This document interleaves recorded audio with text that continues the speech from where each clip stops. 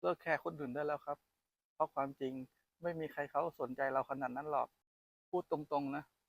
ก่อนหน้านี้เวลาจะกดอัดคลิปผมคิดเยอะมากเลย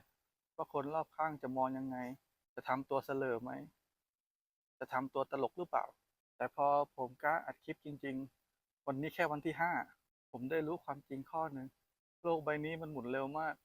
ทุกคนต่างก็ยุ่งกับเรื่องของตัวเองไม่มีใครมานั่งจับผิด ไม่มีใครมานั่งมองเราหรอกสิ่งที่เราคิดไปเองว่าคนอื่นเขาจะมองเรายังไงแท้จริงแล้วมันเป็นแค่กำแพงที่เราสร้างขึ้นมาเพื่อขัดขวางตัวเองไว้ใครที่กำลังลังเลอยู่บอกเลยครับว่าลุยเลยสนใจแค่สิ่งที่เราทำเพราะว่าอะไรรู้ไหมเพราะว่าตัวเราเองนี่แหละที่จะเป็นคนมีความสุขดูผมสิขนาดผมพูดเนี่ยผมยังพูดเก่งๆอยู่เลยแต่ผมกล้านะที่ผมจะมาอัดคลิปแบบเนี้ยวันนี้เพื่อนๆมีอะไรที่รู้สึกแบบนี้ไหมหรือว่ายังไม่เริ่มกล้าลองคอมเมนต์มาคุยกันนะ